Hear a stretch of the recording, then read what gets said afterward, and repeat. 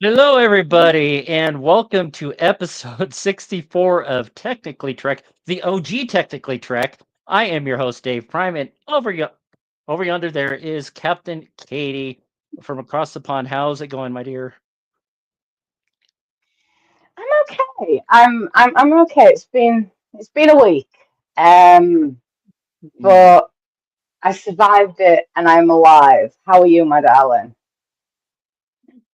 Pretty much the same, but see, I've been doing great, but these last week or so, my allergies are really kicking my butt. So if you see me muting a lot, that's because I'm having a hard time talking. So that's going to make for an interesting episode tonight. They dealt with Yeah. a lot of things that kind of laid me up, so didn't make a lot of money this last week, but I made enough to pay for the roof over my head. So yay! And I just noticed that I got the wrong episode number on my graphic up there. Whoops! See, I changed everything but the episode number. It is what it is. So, but yeah, see, typically we always talk about specific episodes, but until we get Strange New Worlds, which is just a little more than a month away, looking forward to that. Should probably pull up the graphic. They actually came out with the name of the 10 episodes that they're going to Ooh. be in. We got to get Hugo in on that first episode, just the way that he does his hegemony. Oh, we have to. Hugo. I miss Hugo. I love Hugo. He is my gay bitching partner. He But yeah, is. He is. We gay bitch so well. yeah, see, but I can tell you the week before we break down the season premiere, since it's been 2 years since we've had a new episode of Stranger Worlds, thanks to the writer's strike and all that. I'm probably gonna we'll rewatch the season finale before the next episode. I think that's gonna work perfectly. We might the week before that might do a retrospective of the previous 9 episodes. We'll just play it by ear, but for tonight, say we're Because what going to the talk. release date on I Tyson. can't remember the release date on Strange New Worlds. I think it was 20 2018 or 2019. So it's been a hot minute.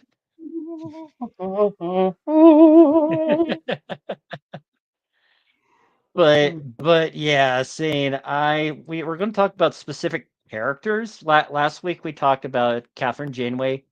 Tonight we're going to talk about the emissary Benjamin Sisko. The way I originally kind of brought it up because I mean it's definitely a full circle moment. He's probably one of the more complex characters in all of Trek because he we started out he got sent to Terra Nor, which got rechristened Deep Space Nine, orbiting Bajor at the time. He didn't want to do it. He did not want to be there. And then when Captain Picard, the last time Cisco went face to face with Picard was at Wolf 359 when Picard was Locutus of Borg. So he had a lot of hatred, a lot of animosity, a lot of Yeah. energy towards Picard because you could definitely tell the energy in the room from that first episode. He just like he's pretty much saying "screw you, Picard" without actually saying those words. But by the end of the episode, Cisco started opening up, and then throughout the 7 years, he really started to embrace his role as emissary of the prophets. Of course, there's a lot of I have no idea who you are. Say, I got a random phone call. Um, but yeah, I think it was. Say I'll bring Travis in a moment, but think of the episode when Cisco got hit.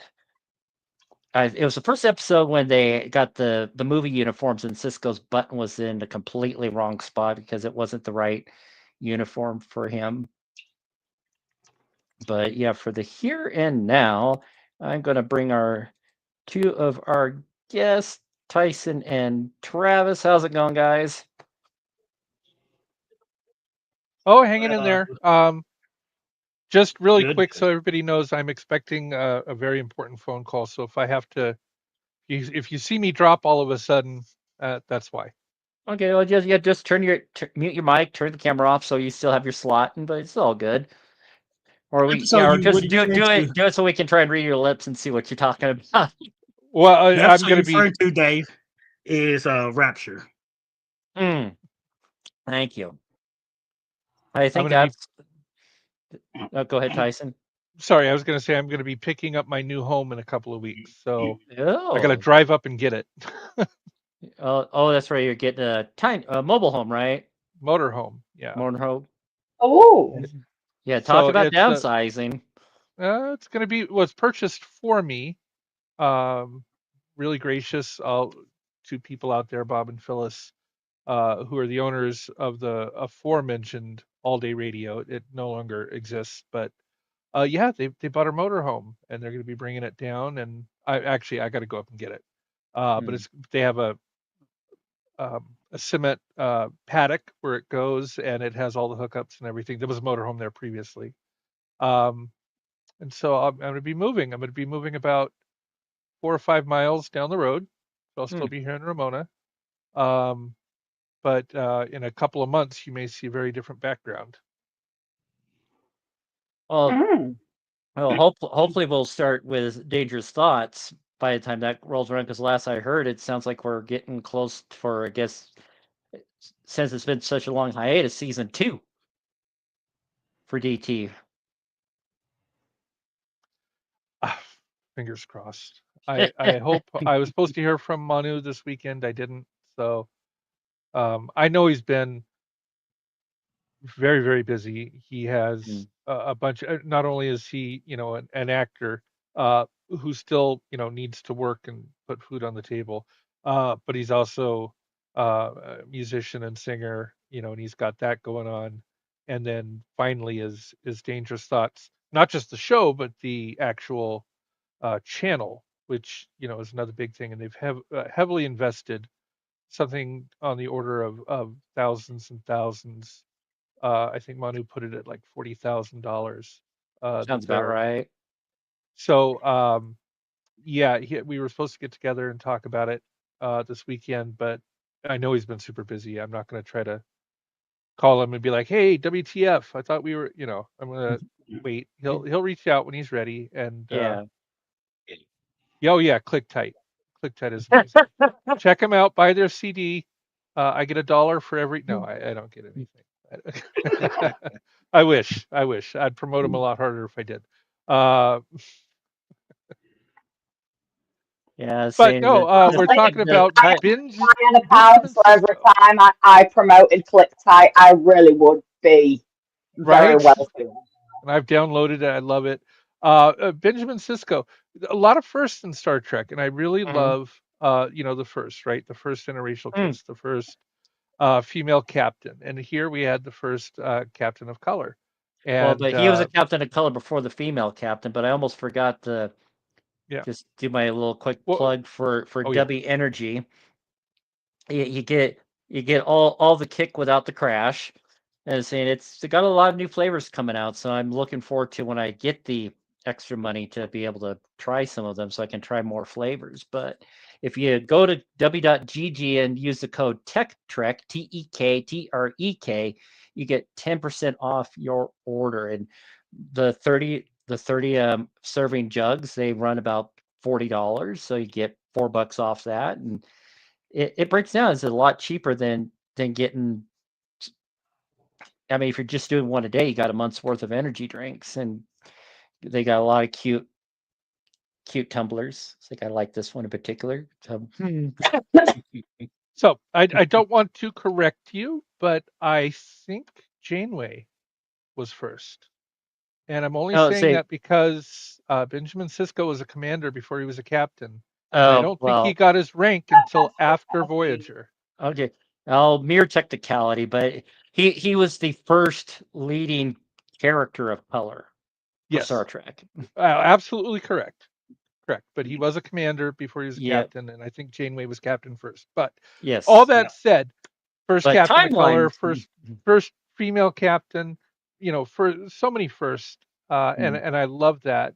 All the way back to Nichelle Nichols being asked to stay on the show as a personal favor to Dr. Martin Luther King of all people. Yeah, I mean, what a great testament, right? oh yeah, the original cast they've had a lot of stories like that. Like you said, Dr. King talking talking her out of leaving the show, and then Whoopi Goldberg when she was watching the original series on TV. That was one of the few shows her parents let her watch, and I remember her sharing that she was just screaming at her mom, like, "Mom, there's a black woman on this show, and she ain't no maid." Well, yeah, you would often see minorities in servitude roles, or if not servitude, then below the main character roles, right? Supporting roles, never the star, right? And it's really great when you see either, and we can talk about intersectionality too, because it's not just black, but you can be black and you can be gay and you can be Jewish and you can be disabled and you can be and so there's a lot of intersectionality where minority groups may fall in one or two or three or even four different intersections there. And for Star Trek to, what we saw in Discovery, the Doctor is gay, the Doctor is black, uh, the Doctor even came back from the dead. I mean, that's pretty cool. So we see a lot um, of first in there, and I really really do enjoy that. Yeah, saying I'm not sure if I totally agree with that, Katie, about Cisco's attitude that prolonged his journey to captain. Because I mean, yeah, granted, he was a bit abrasive, would probably be the best word to describe it at the first. I need to explain that because I give the word shitty to a lot of different things. It's a British thing, it's a Yorkshire thing. But first and foremost, I just want to say I did grow to kind of a little bit more than tolerate, semi-like Sisko, but there was very few moments where I actually really, really liked him. And it's kind of how I felt about Janeway at the beginning of Voyager, with the holier than thou attitude and very pompous. But he did it he made it seem like he was being very arrogant with it. And then the way he treated Picard, I'm sorry, but the way that anybody treated Picard for Wool 359, I do not believe that hate should have been thrown his way because it was out of his control. And I actually have a theory about why the Borg made a beeline for him, but I'm going to go into that another time. Maybe when we do Captain Picard week next week. On Captain Picard Day, no less.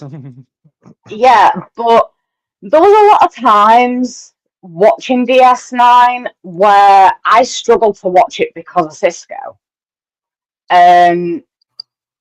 It was because of his attitude in general.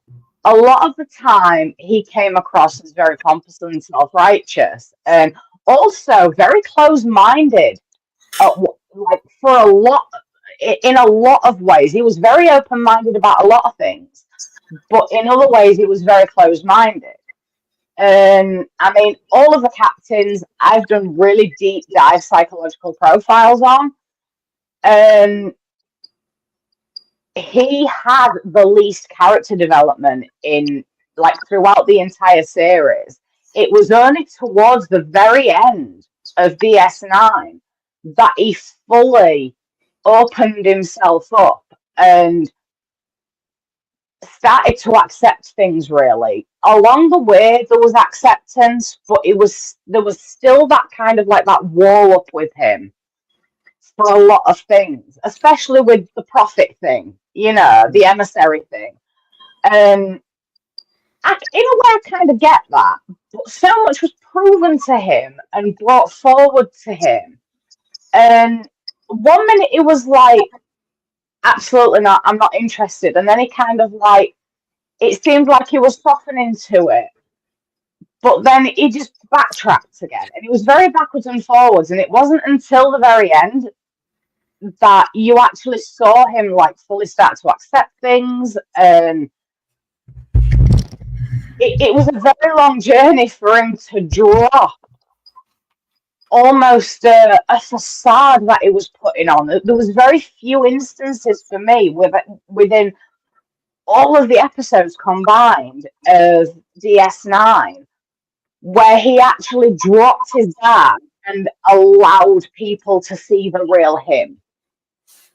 Because people only really saw two sides of him for the most part.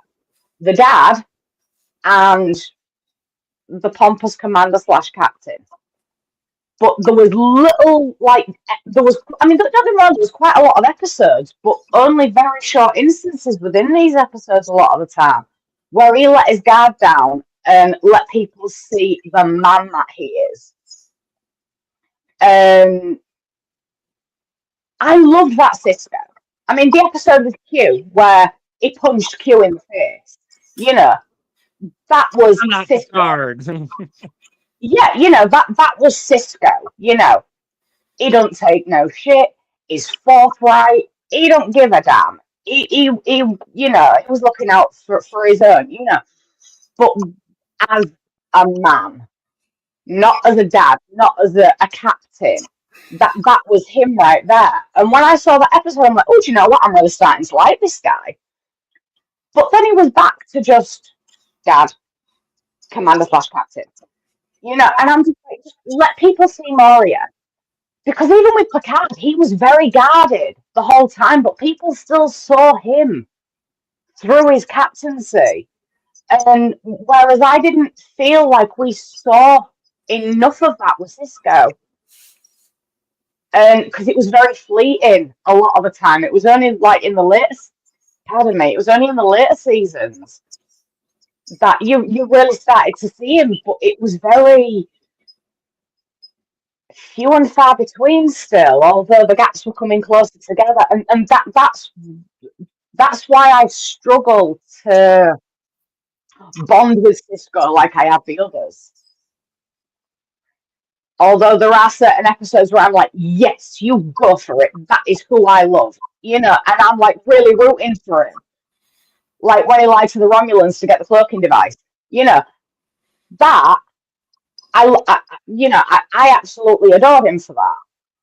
Not the fact that he lied, but the fact that he had the audacity to do that, and for the cause, I loved him for that. The way he dealt with the Marquis, I loved him for that. But these moments weren't enough for me to see the real Sisko buried beneath the father and the captain. So that's why I say, like, his shitty attitude. I say, Phil, welcome to the chat. Hi, thank you. You're Can you welcome. hear me okay? Hello. And one thing I'll think, I encourage live participation either in the YouTube chats or on camera. If you're camera shy, you can turn the camera off, but we can still hear you, so we can hear you speak. Like so. Yeah, like that. There you go. And sometimes I'll have to turn my camera off for various reasons. But yeah, not a lot of Star Trek podcasts do offer what we offer here is the quote unquote face-to-face interaction like we do here, which kind of make us special. So I got 5 slots available. Sorry. Hopefully in the next week I can get these allergies under control. So fingers crossed on that. But darn it. But no, come speak to us, people. Yeah, same. Yeah, But How many people is there? Other than the regulars chatting, is there anyone else? not at No, the I haven't seen Sir Jeff yet. Okay. And unfortunately, see, Paige isn't able I'll to. be right back. So just talk some. But yeah, Paige does say hi to you all. But yeah, it's like nearly 1:30 here. So yeah. Oh yeah. It's been a week. So yeah, like regular people in the UK at this time, she's asleep. But no, I do feel bad for ranting about Sisko. Because like I say, I actually love the guy. but he infuriates me because he don't let people see him. And I know that, that's the way the character was written and everything else, but it's just annoying when you know who he is, but he refuses to show it. I loved his interactions with Dax. That was like one of they were like my favorite Sisko moments when him and Dax were together. Yeah. I have to say that. Oh no, go ahead, Philip, please. Oh, just one thing I want to say really quick. The one thing I thought of, I know, of course, this is Men's Mental Health Month, and I was kind of thinking that relation to Star Trek before hopping on here, and I think that's why Dave wanted to do this series this week. The one thing I thought, I never thought about this at first when I first saw it, because when I first saw the first episode, I always thought that Sisko did come across kind of really abrasive at the very beginning, and I had a little trouble with them as well. And the one thing I haven't given this a lot of thought since, but when seeing all these different captains in the different series, I mean, TOS, I mean, Kirk was just Kirk. He was just him. But the other captains, there's a story arc they're supposed to go through. There's something that their journey is supposed to take them through. And Sisko was the first one that started the show right off the bat a little damaged. In fact, I was surprised enough that he went through that. Not only they let him give him a station, but that he even wanted to come back to work. I thought he's been through something really traumatic, and so his reaction, like to Picard, is more emotional based. Like he's still angry and he's still bitter and he's still frustrated and he's just taking it out on him. And I'm surprised me they didn't have like a more counseling sessions or something. Needed Troy to come make a few visits to the station, but he's got a son on there. He still has to continue to raise, and he's trying to get this station under control. That's all over the place. I would lose it. I couldn't handle that after being through something that traumatic. I did a quick read on I forget what it's called. I want to see his bio, like Sisko's bio.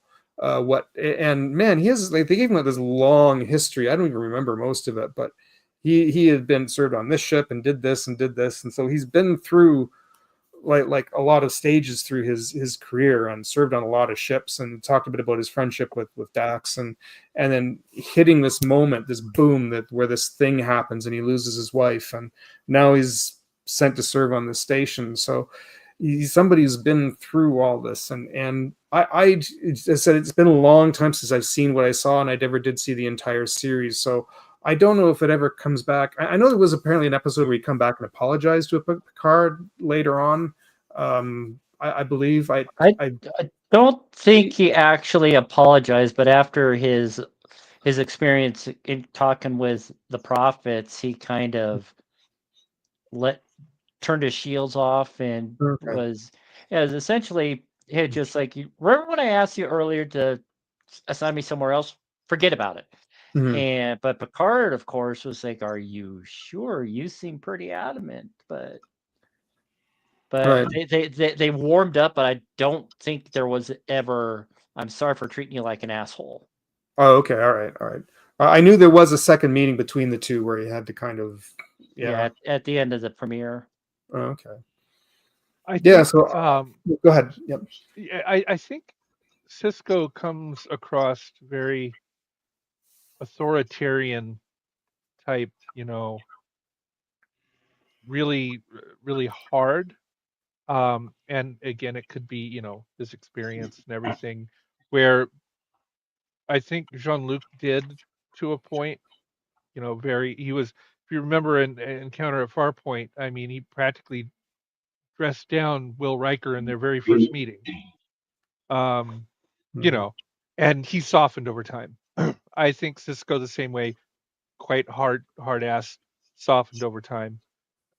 And maybe I think the opposite of Janeway, who started a little bit soft and hardened over time. With her experience, being in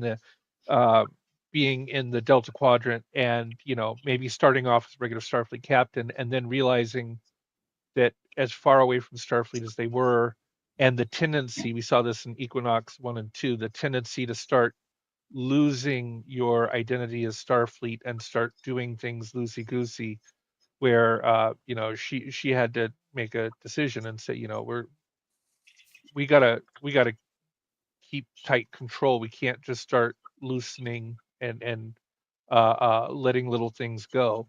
And so you saw her kind of become harder. So it was, quite the dichotomy between the two.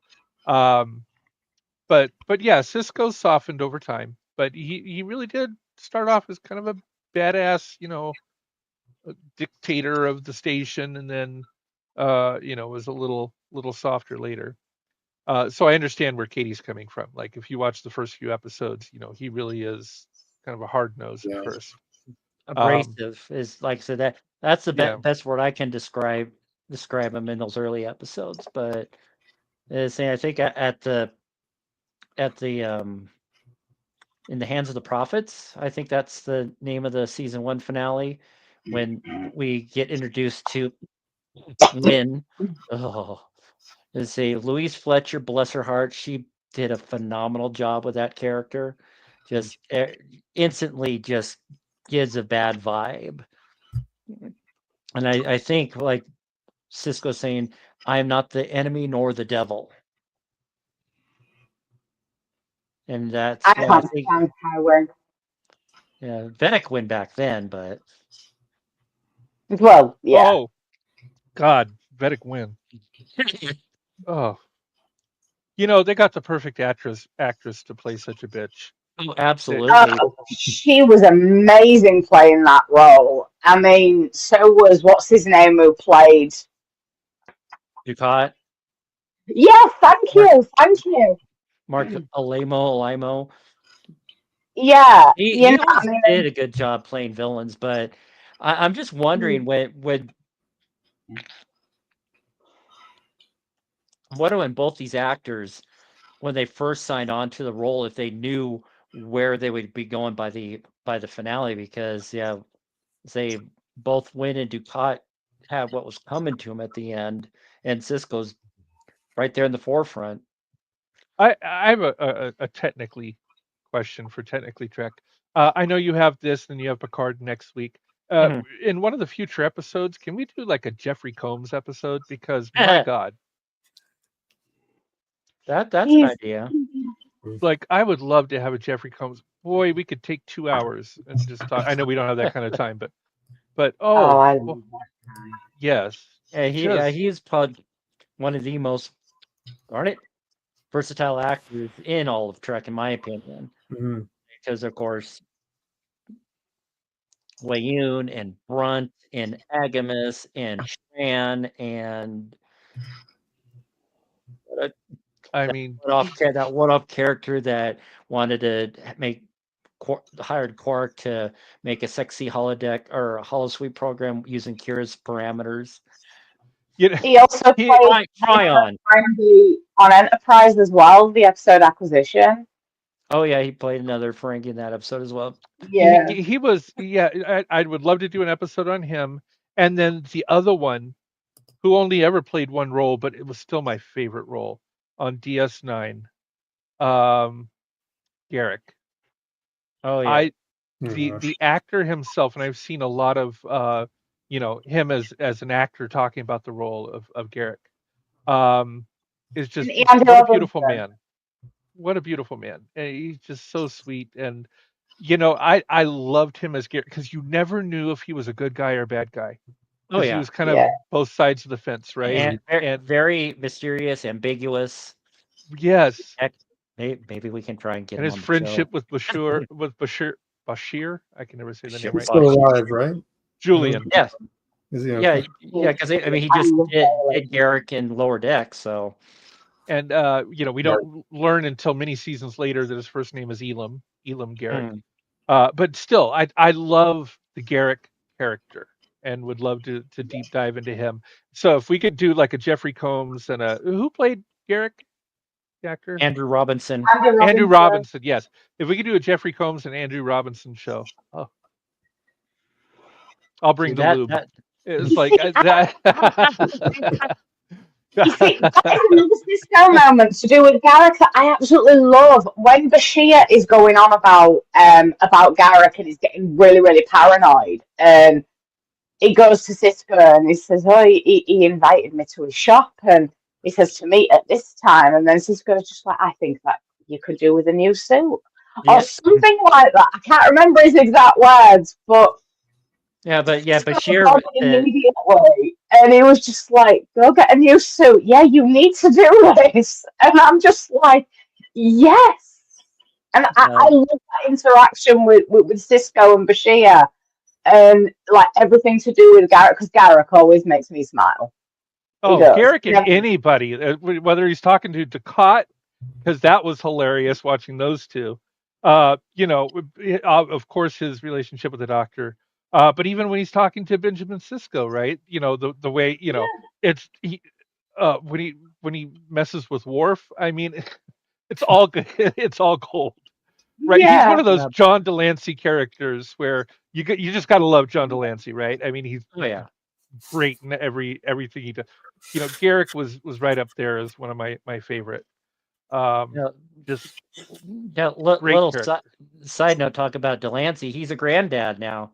I saw a picture on, I think it was on probably Facebook. He's got a little Keegan, I'm guessing, had a baby, or Keegan's wife had a baby, I should say. That would be more logical, yes, I think. Keegan's a daddy. Very good horse. But no, I actually saw that post as well, because didn't he advertise it and say so something about we have another little queue or something. Yep. That was adorable. I loved that post. We need to do a Q episode. We really do.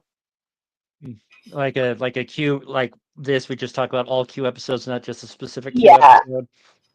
Oh yeah, like if we have like a Jeffrey Combs episode, have a Garrick episode, have a Q episode, like to fill in gaps throughout the year, I think that'd be absolutely amazing, because especially these specific characters, we could just gab about them forever. Yeah, I hope somebody's taking a list. So we've got Delancey, we've got Combs, we've got Robinson. These are going to be great episodes with lovable actors who play these characters that we love. Armin Shimmerman, as Quark was and he started on Next Gen as a Ferengi. Yeah. Yes, and Neelix, what's his name? Ethan Phillips. Yeah. Ethan Phillips. Right. Yeah, we could have so much fun with just the So what would be fun is if we could if by some miracle we can get one or two of those actors to actually be on the show. That would hopefully drive some traffic. Very hopeful. That'd be a nice treat. Yeah. Maybe Flux. He's not that busy these days. I think Ethan's like retired from acting altogether. So, but yeah, we had Manu on here a couple of weeks ago, so we already got some traction in that regard. But it kind of helps that we all personally know him, and some of us have been fortunate enough to interact with him in person. Say being Tyson. Tyson's got a small part in his proof of concept Star Crew, which I'm not allowed to show anybody, but he did send me the Zombot part. Pretty cool.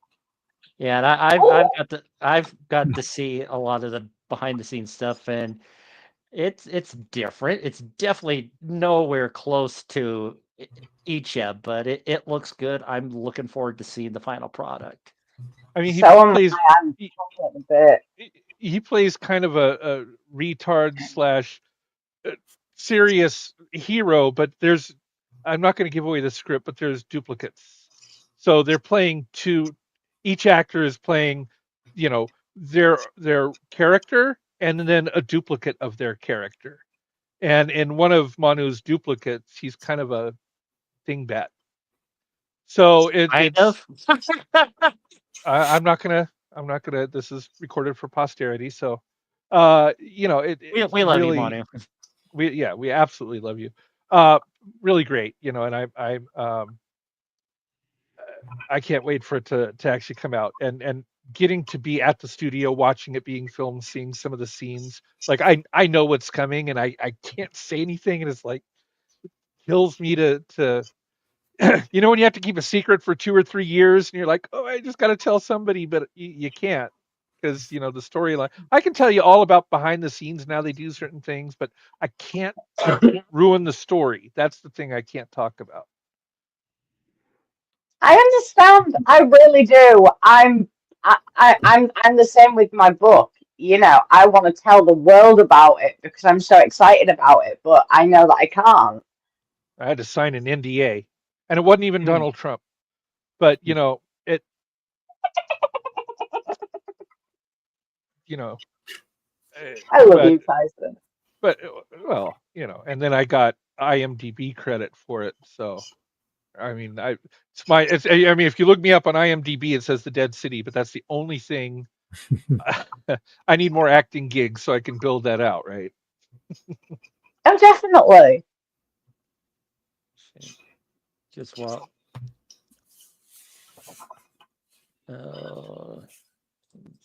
I'm pulling something up really quick. I thought I had it. There it is.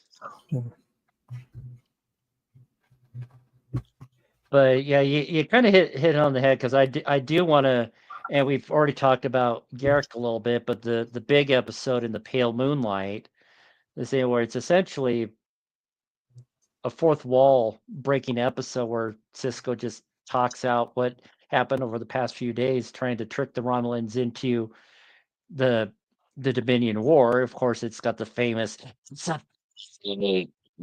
meme. The what?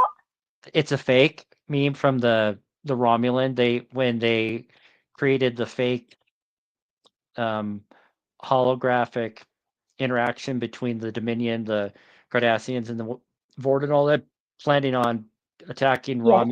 Romulus, and Yeah.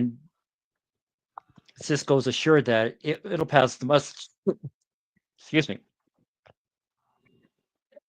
It'll pass the muster, and of course, I mean that's darn it. A big You see, moment. now that I did like. What's And that? I don't. That I did like. I don't like the fact that he lied because my position on lies and dishonesty. But in that situation, I actually didn't mind it because it was literally the only way to get the Romulans on board because of how much they are arrogant, pompous dicks. That's being kind, by the way. There it is. But yeah. Yeah, But just the way that actor just presented it's a. It's like, although I'm sorry, but just pull that picture up again, please. What the hell is going on with his hair? it's a typical male Romulan hairdo. Well, it's usually more combed out and flat. Yeah, I was just gonna say it kind of looks like he's tried to flatten out an afro. It's a bit too. Looks like he has, bedhead. Like he didn't wake up and comb his hair the way he. Yeah, just a little too much very disheveled. Yeah, it looks a bit disheveled, and it looks like he hasn't put his like hair cream on to smooth it out as well. Because I'm sorry. I'm just imagining a Romulan, primping over, hair product. Is that's funny to me? I don't know why. Say, I'm Phil, so sorry. I'm so sorry. There, you're muted, Phil. I see you yanking away talking with your hands. The long gaunt face reminded me of that final shot from TOS in the end credits. For a brief moment, I thought of that alien. Baylock? Yeah. Let's. I need a drink. I'll be right back. I need a drink of water. My throat is bothering me. No, but that's hilarious that, Romulans really are, very, their hair is done. You remember, watching all the, their hair is so perfectly straight and Exactly. not a, That's why I said today, could you please put that picture back up there? Because his hair's got too much poof on it. I'm sorry, but it has. There's no smoothness. You can see the layers in it when that's almost like against Romulan his beliefs. hair is wrinkled as his face.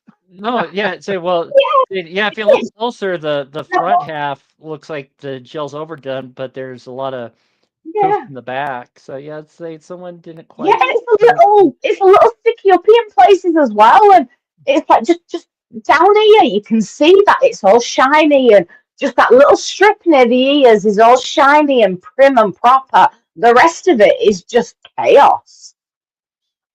Yeah, but then it'll kind of. But yeah, saying there's a lot of similarities there. Hey, nobody said you could show my picture. Yeah, Yeah, but take that off. but- Take that off. yeah. When I That, when I that's what I look like when I wake up in the morning.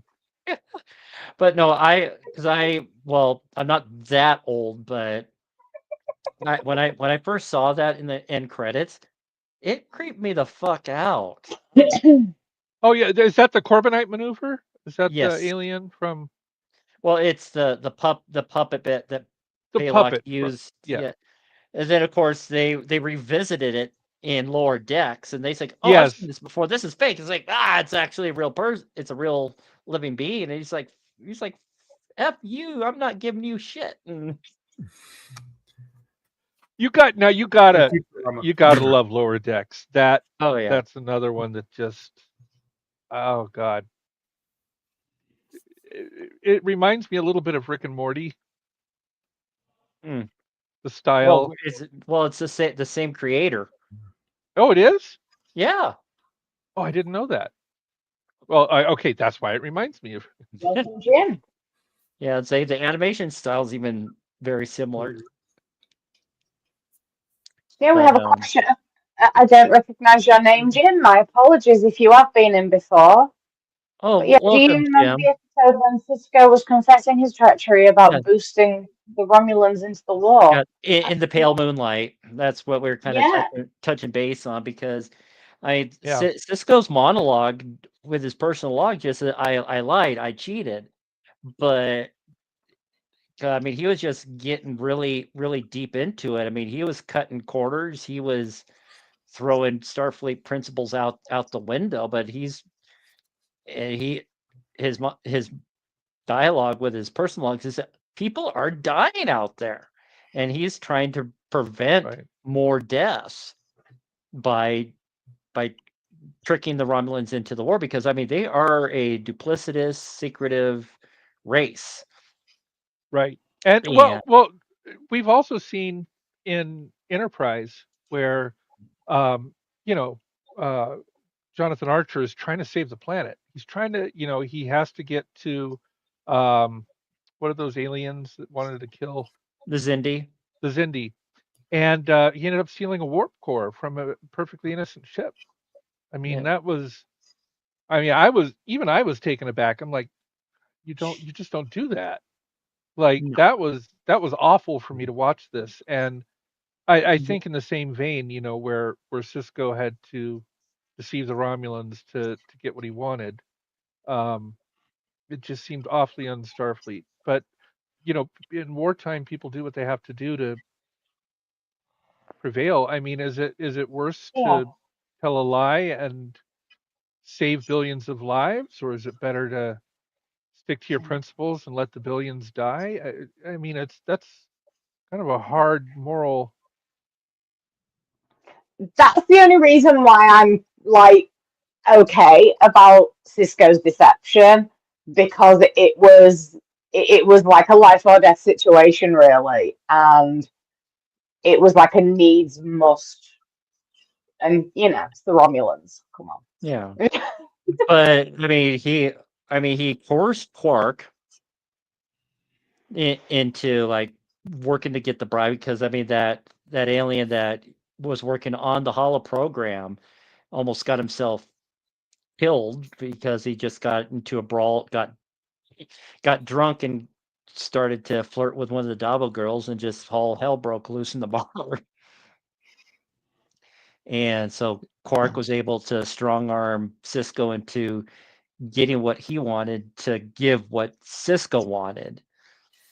You know, we always talk about the prime characters. Like if you've ever seen the TV comedy Will and Grace, Will and Grace are funny.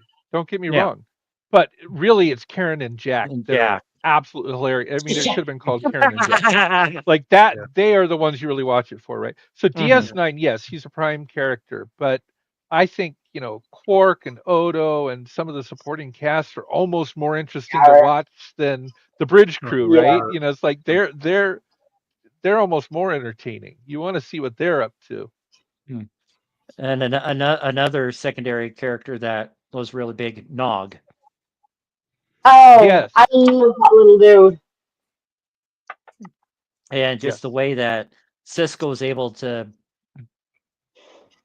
bring the inner Yes. Nog out, to say, because I mean Nog was not. I mean, talk about someone with a huge arc from the first episode to the last episode. Nog Yeah. definitely is right there towards the top of the list. Oh, I love him. I really do. I love his friendship with Jake, and I just love their dynamic. And you know, he was such a sweetheart as well. He really did take after his dad for that, you know. But he did have some of his Uncle Quark in there as well, and it was a really good mix. So yeah, and now that was an episode where I really did love Sisko when Nog went to him about joining the academy. Mhm. I really did love how Sisko dealt with that situation. He was very aloof with him, but for a reason. And then he was just like, tell me the reason why. And he really did force it out of him, and it was very needed. I honestly don't think now, you know, and I will give Sisko so much credit for this, because I don't think any other captain or commander or whatever it was at the time, but I don't think anybody else could have dragged that out of Nog the way he did, not to its entirety. And I really did absolutely love the way, oh, excuse me, the way Sisko dealt with Nog in that episode. Their interaction was very intense, and to some degree, it was a little heartbreaking as well, the way that he was with Nog at the beginning. But I saw from the very beginning what he was doing, and I knew that it was very needed. Yeah, Jim, I Yeah, agree 100%. You know, Odo and Quark really had that love-hate relationship, Oh right? yeah, They loved to hate each other, but they also missed each other. I and they mean, needed each other. yeah. they needed each other, and it was. You remember towards the end, you're not even going to say goodbye, and he went, huh, and he walked away. Yeah. But you could feel, I mean, it was palpable. You could feel the connection between the two. It was Oh, really great. definitely. I am going to have to drop. For those of you who are So just watching for the first time, I do a ham radio net that I got to get to. But No, but already. if you are watching and you want to come on and talk, take my place. Come in here and talk. Just go there's to the description, click on the more, and then once you click on the more, you'll see a StreamYards link. You can click onto this. Dave will let you back in. You don't have to come on camera. You can do what Captain Katie's doing right now. You can just close your little flap if you don't want to be on camera and just audio talk, or you can come on camera. We can see your beautiful face. Either way, yeah, just we love talking Star Trek. Come onto the show, say anything you want. Everybody else, have a great day. I'll see you next Monday. Love you, lot, Thank you, darling. Nice Chris. run. See you again. Bye. Alrighty, so yeah, there's plenty of slots available. So if you want to hop in, feel free to do so. Otherwise, do what Jim's doing, just typing on the YouTube link, and we'll put your comments on the air as long as you're not being a jerk. Say that will not be tolerated. I don't think YouTube even tolerates that. So Yeah, I'm really glad that Odo and Quark have been brought up. Not just the relationship, but in general, as much as I adore their relationship. But I actually really, really loved the pilot episode of DS9 and the way Sisko handled the two of them, especially Quark, in order to get Quark to keep his bar open. And he basically, he didn't tell Odo how to do his job, but it was just like, yeah, this is how I do things, and this is how you need to deal with him in this situation. And even though Odo, had been security on that station for ages, and he'd been dealing with Quark for so long, Sisko comes barging in and basically tells him how to deal with a Ferengi, and I thought that was so funny, but it got the job done.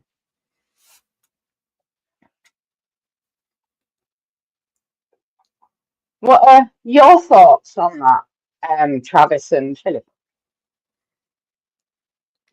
I haven't heard from Travis yet. Yeah, I don't think that Travis is very happy with me for bitching about Sisko, but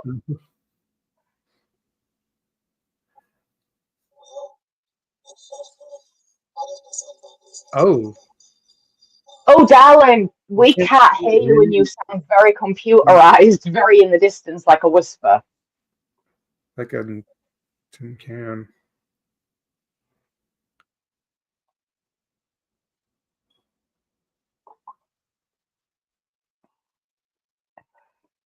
But no, while Travis is sorting himself out, what are your thoughts on that, Phil? I don't know what else I can build on it.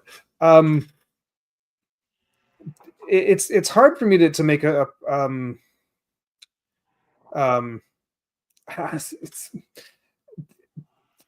it's frustrating because I came into those three series, Deep Space Nine, Voyager, and Enterprise. I kind of never ended up revisiting, just out of circumstances in life. But I TNG was always when I always kept going back to reruns. So I feel like I don't. It's hard for me sometimes to really delve into the characters, because I feel like I'm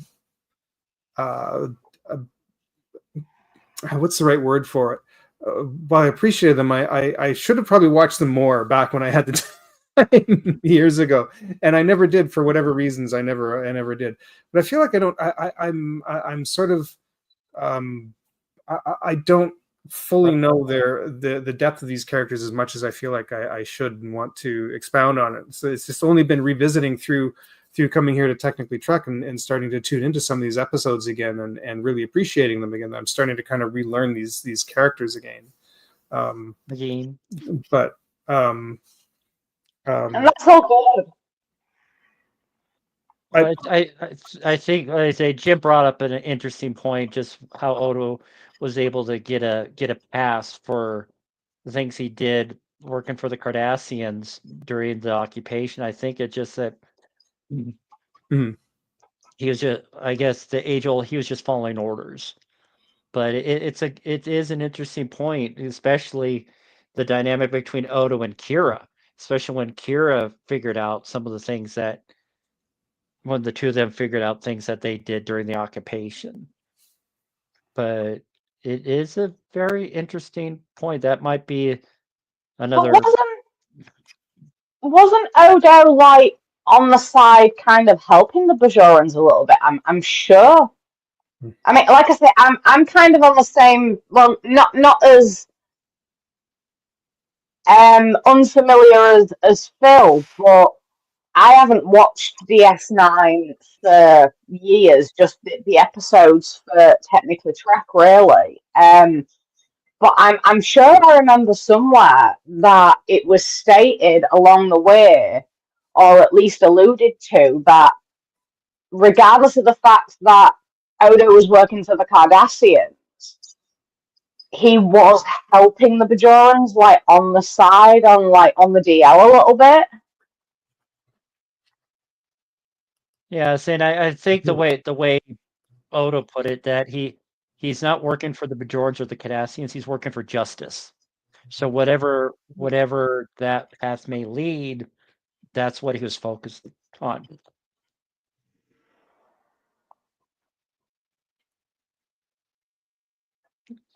Yeah, saying definitely, Sisko is definitely off the books in a lot of regards. There's that when was dealing with the Maquis using those trilithium weapons, shooting, making the entire planet uninhabitable, and he was asked, like, "Did you clear this with Starfleet?" And he's like, "Oops." Yeah, and those are the times where I really love Sisko when he was off book, and you actually in those moments you got to see him. Those are the moments. It's like I said earlier. I love the way he dealt with the Maquis. Sometimes he went a little bit overboard, but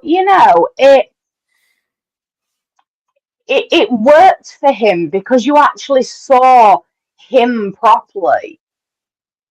But then he would backtrack from that, and he would be like the commanding officer again, and there was kind of like no in between. It was rather all or nothing, and it was almost like he had a split personality sometimes.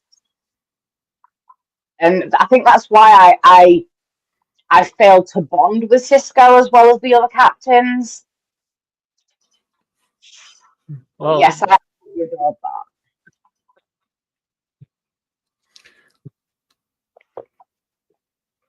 yeah, but for me, I say when DS9 first aired, I watched it, I liked it, but at the time, it was not my favorite of the Star Trek series during what I always like to call the Berman era.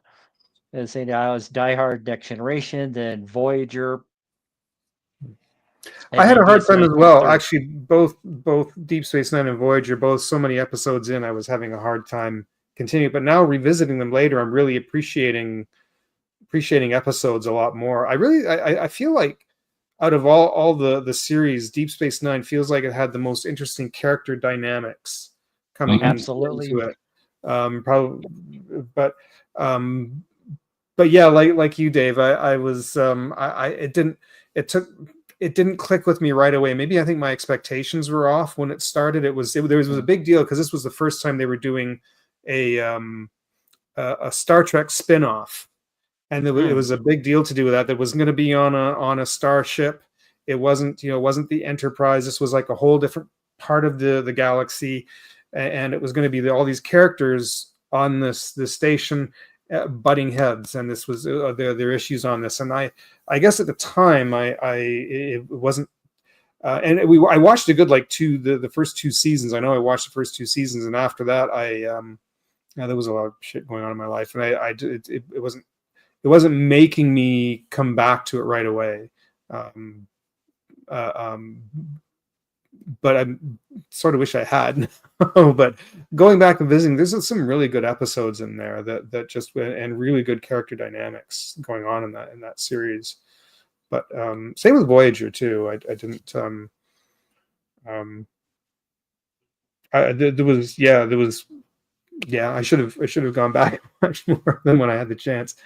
I missed some in the middle. I remember coming back towards the very end because when I had moved at the time and my roommate was watching it, and it was coming up to the very end of the last season, so I ended up kind of tuning in with him to watch the end of Voyager. But yeah, Yeah, let's pass the baton down to Travis. Can we hear you now? Yeah. You hear me? Yes. I think Yay. so, yeah. Okay. Well, and I was trying to state before, Benjamin Lafayette Sisko. You know, as a lot of people, you guys pointed out in the beginning, stuff and everything else. It was for me personally, it was refreshing in a sense to see somebody of color, as myself, being Mhm. the lead of something of a Star Trek franchise in this time, because we see, you know, people of color in Star Trek and everything else, but not the lead of a show and stuff. With that said, the Cisco story arc, it's it goes back to this one thing, and I really like, and it's somewhere in the middle. If you guys remember the episode in the fifth season, it was called "The Ship," Mhm. and it was where they was in the Gamma Quadrant. They took a runabout. It was several of them, and they were looking for mining like planet to mine, something like that, to do something and whatnot and everything else. And the Jem'Hadar ship crashed on a planet not far from them. Cisco claimed to basically want to give um, uh, Starfleet intelligence on Dominion and stuff and everything else and whatnot. But at the end of the episode, because there was a lot of people that died, in that episode and stuff, Cisco was reflecting on, you know, all those deaths, under his command. And everybody was like kind of not freaking out, but you could tell nerves was frayed, everything was, it was hot, it was clammy, and everybody was, kind of going at each other. Cisco was trying to keep them together and stuff. Well, when the Fight family arrived and they, tracked the beam, they used to track the beam to get the Gemini fighter out of the rock face. Him and Max had a conversation. Hmm. And this, to me, goes back to the whole story arc and, of you know, Cisco. He asked Dax when she went to the academies, was Professor Summick still teaching at the academies? Professor Summick was an expert in the moral and ethical issues of command. And one of the things is she said that Cisco always, and this goes back to, I guess, to describe, Katie she said she had her, icks about Cisco, because he always said that he took her teachings at the academies to heart. Always maintain emotional distance between you and those under your command. And that's one of the things that Cisco, you could say the Cisco arc did, you know, because as a commander and as somebody in a command position, the commander or captain, you do not want to ever have any kind of emotional attachments to your, you know, I don't want to call them subordinates, but to those under your command. And that gives you a unique perspective of, allowing yourself to be objective when it comes to, basically deciding, who's going to live or die, who you're going to order to the death. As we've seen, as becoming a commander, you have to, one of the things is you got to order somebody to their death. In TNG, we found that out. How Deanna Troy found that out, and stuff and everything else. Yep. So Cisco, as a commander, he took Professor Summick's teachings to heart about the moral and ethical issues of command. And he loved that. And for him, it gives him a buffer to keep his emotional distance between others and stuff and everything else. And that was one of the strongest things that, to me, I liked about him versus the others and stuff, because, as a, second apart from like a person of color and stuff and everything else, to me, I see that they really had to put this character, because he was an African American black man in Star Trek, had to make him seem as he had everything in control. Had to project. He had to protect his power, in the sense his command structure and command power and stuff and everything, from the commander to the captain and stuff. Cisco Cisco may have seen, in a sense, people. I have seen this on other channels and stuff and everything, and heard this about his about how he was in the first part of the first few seasons, how he were you know emotionally unavailable and stuff and everything else. That was a part of the character and everything else, and it was a part of how he needed to be, especially when he became in the Bajorans, seeing him as you know their emissary. Starfleet never liked that. They created what they call the wormhole aliens, which I call them the wormhole aliens, not the prophet, because I mean, I'm not a Bajoran and everything else and stuff, but the wormhole aliens and stuff and everything, because they live outside of linear space time. That they see him as almost a godlike figure, and he was just a human being, just trying to make the best in the world for him and his son and stuff. And and when it comes to we didn't know what he was like before Wolf 359. Hmm. He could have been a whole totally different person and stuff and everything. Wolf 359 changed a lot of people. It made people very cynical. It made them very, ambivalent to a lot of things that they wouldn't have been. Captain Shaw, for example. Yep. You see, everybody has their own little way of looking at Picard, because Picard was the face, as Shaw said, the most deadliest Borg of all. They gave him a name, you know. And when the Battle of Wolf 359 happened, that's what they heard. They didn't really see. They didn't see. They knew Jean-Luc Picard, Captain Jean-Luc Picard. They didn't. They saw him as a. They still saw him as Jean-Luc Picard, and a lot of them really hated him, in a sense, because it was Jean-Luc Picard, and face. That face gave such a despise of, oh my God. Yes, it was an episode of Emissary, I believe Phil was talking about, where when he uh, came on the Enterprise, when Cisco reported to the Enterprise, because Picard wanted to talk with him about the Jordan project and stuff and everything else. He was very hostile to Picard stuff and everything, and we all it was directed. It was rightfully so. But when he had his orb experience, not orb experience, he had his experience with the wormhole aliens, and they wanted to know. And it was like, we're not doing this. You are doing this stuff, because he was still, as they say, PTSD. He was still suffering because of, meeting the face that killed his wife, you know. And it was like, how do you get to live in my wife, you killed my wife and stuff. He reconciled that, in a sense, at the end of that episode and stuff, Emissary. That's basically the pilot episode stuff and everything else. But the whole Cisco thing, from his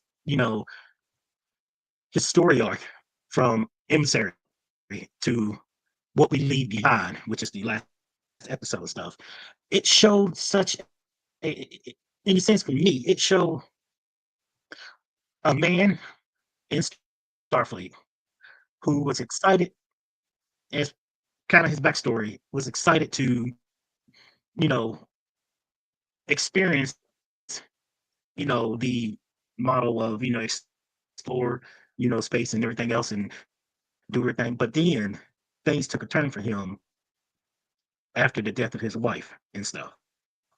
It made him become like Captain Archer did after the first Xindi attack on Earth. You could tell Archer's demeanor changed. And going into, they wrote his character in a sense to make him very, like I said, cynical in the fourth season and stuff and everything else.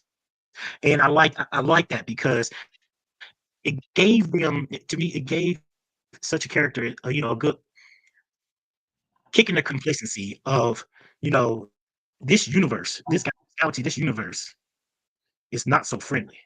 You can't look at everything with happy joy and stuff and everything else. You gotta come at it with skepticism and not doubt, but you just got to remain.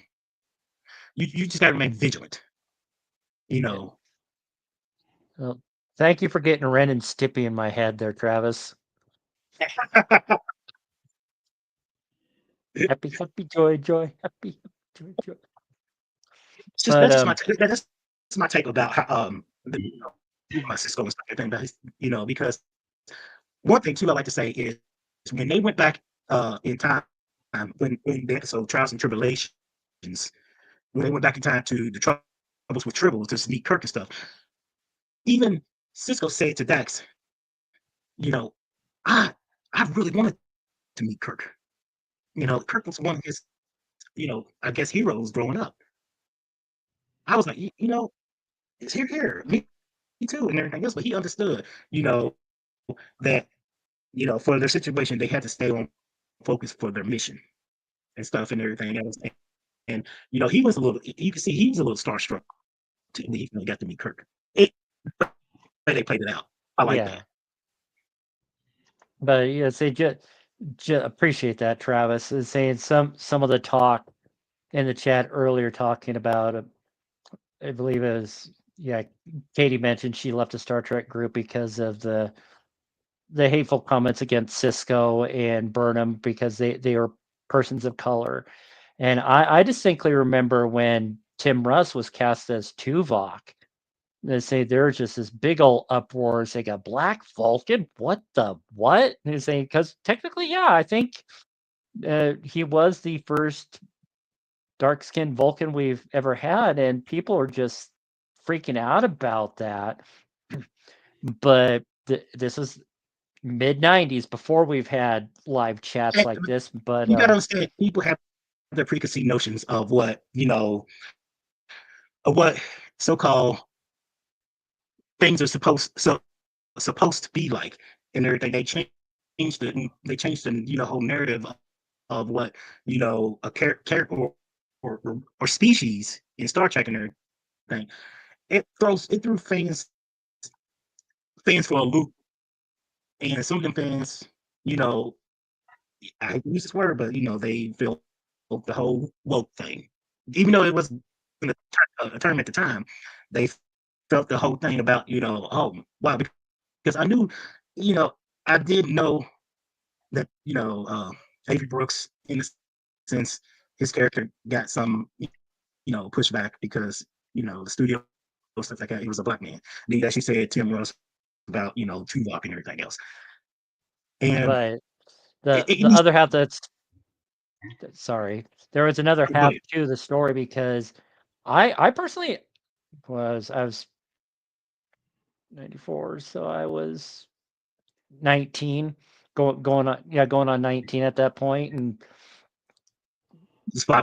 I ended up writing this big old editorial on the Star Trek BBS because back then fast dial-up was 9400 baud. So that it was a hot minute ago. But I just wrote saying, just look at it. Vulcan is a desert planet. And saying, I just thinking there are probably some parts of Vulcan which they weren't as protected from the sun and everything like that. So there was a section of the planet where there are darker skinned Vulcans. So I'm like, common sense.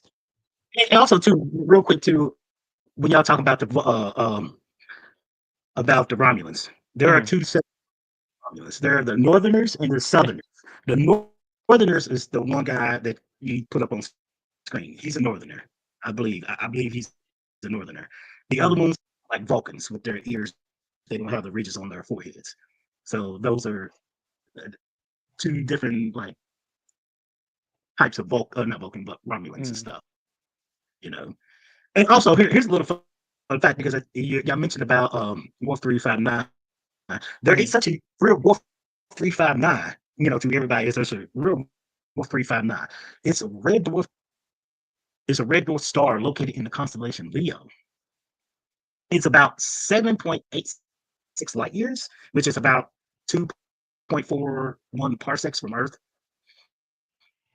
They really gave in Star Trek, because we talk about Star Trek Wolf 359.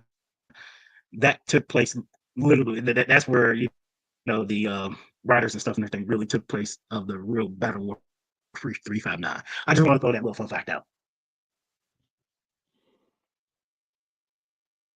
No, but we're getting close to the end of the episode.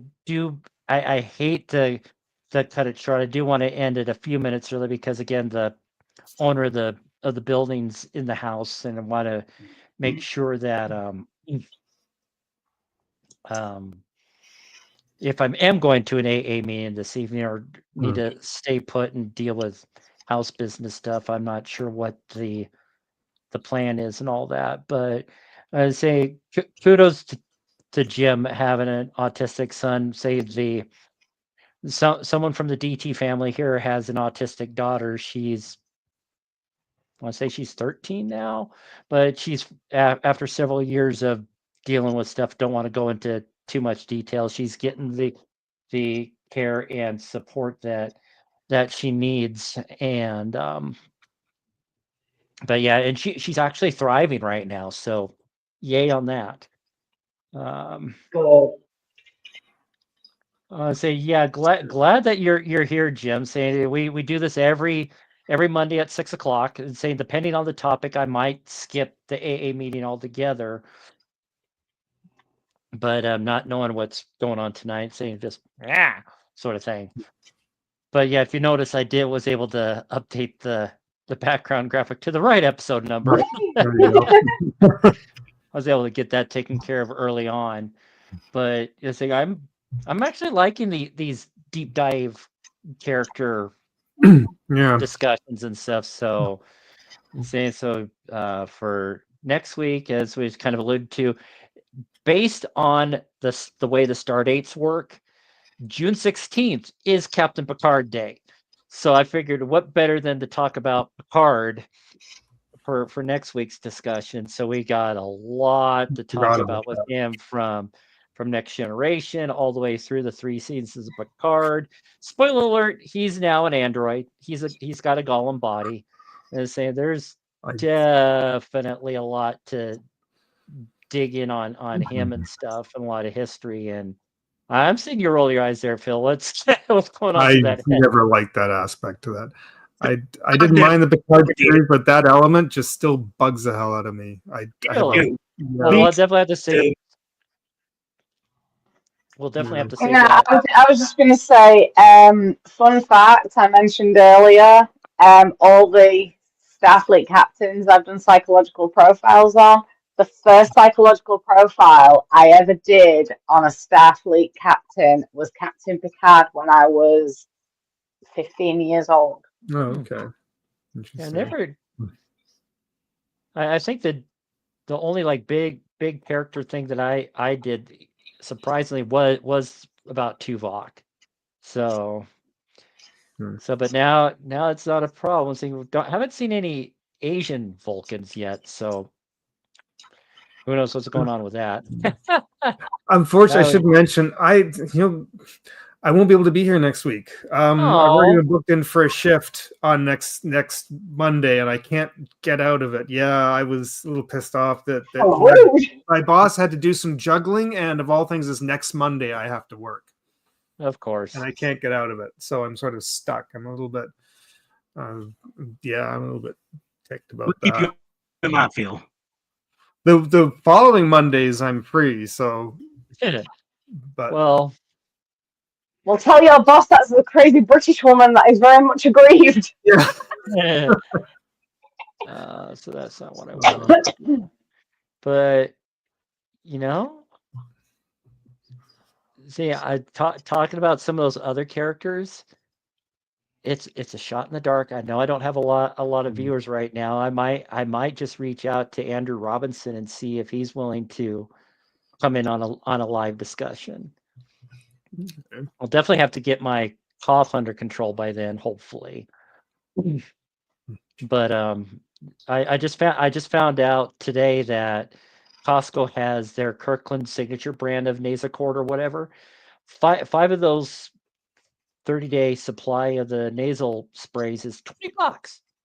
So that just gives you an idea of how much the name brand gouges the customer, because at Mhm. Walgreens or something like that, 1 or 2 bottles cost $30-40. So to get Ooh. 5 for 20 at Costco, something ain't right there.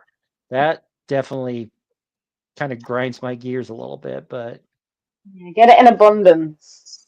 yeah, so well, like a 30-day supply, 5 30-day supplies, that'll last me the entire summer and then some. But is any closing thoughts for either of you gentlemen or Katie? I still need to get some closing credits set up but I do all the main credits at the beginning, but let's see, I'm going to have when I get around to it, I'm going to have I'll do a little Becca cartoon of do that alien board talk. let's see. Say thank you There for it is. joining. Dun, dun, dun. It's so funny, I've been on a binge watch of TOS. I've been rewatching so to get caught up on TOS. Katie. So, It's like because it's been a long while. Yes, it's been a long while, and I've been watching TOS, and I just forgot how much that I appreciate the storytelling of the time in the 60s and stuff. The fight scenes, the special effects. Yeah, I just been enjoying rewatching TOS, just refresh my memory and stuff and everything Oh, else. yeah, I mean, by today's standard, a lot of that special effects is Farragut as saying Defiant. I say by K70, who pops in from on this show as well, has been doing an animated thing of that, which I've watched a lot of the snippets. I haven't watched a full episode of it yet, but it definitely looks interesting. Looks like a lot of fun. So Next week I'm gonna throw in a it's bunch good. of It's good that Paramount's finally loosening up a little bit about going yes. after fan productions, but still, it's a hot mess. But I'm hearing a lot of conversation going out in the hall behind me, so Uh-oh. I'm going to call it good for this episode. All right. If let's say, but yeah, see, I'm familiar with the Farragut films, Jim. I just haven't had a chance to watch it yet. I just got I'm not familiar with as I like to joke around, say if I was living on Bajor, there's still not enough hours in the day for all the stuff I have to do with doing the show, doing my AA meetings, doing my job, driving around for Lyft. It's chaotic, and now I'm seeing a therapist, so there goes an hour and a half, 2 hours dealing with all that too, and I'm starting to do activities through the therapist's office. So but hey, I'm finally able to get to a soccer game, something I've been pining for since I wrote that editorial over 30 years in high school. I think I'm a big soccer proponent. That's a sport I think I would have excelled at.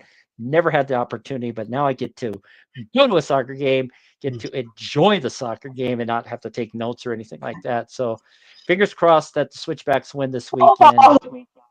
Football! Not bloody soccer! It's football! Football. Football. It's a Oh, I love you guys so much. but yeah. We're talking next week a lot about Kirk and Picard next week because What's that? I'm next week I'm going to be talking about Picard and Kirk because this is on Picard, and I'm going to be doing a lot of cross between these two because because I've been rewatching and I love that. Yeah, saying it's maybe I'll watch Generations this coming week if I get time because that's out of all the Next Generation movies, that's probably the one that is the one that I've seen the most in the theater when it came out in '94 because A, had nothing better to do, B, I wanted them to make money to be successful. So, but like I said, the first 2 weekends I saw it a total of 8 times. I've never seen a movie that many times in a theater before or since.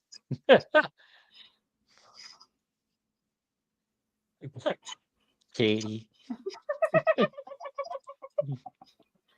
Yeah, but the bridge was on him. It was a better. What we saw on screen was better than the death that was originally cast, where Soren just shot him in the back. That was like the fan reaction was really rabid. on that, so they had to completely reshoot the ending. That's one of the reasons why the weather looks so different than the original, because it was all cloudy and everything. It was later in the summer, so they were scrambling to do that. And ended with the bridge on Kirk. Indeed. Yay! But yeah, we're calling it good. So gotta go. May Spock be with you. Talk to you guys next week. Cheers, everyone. Good night. Yeah. Good night.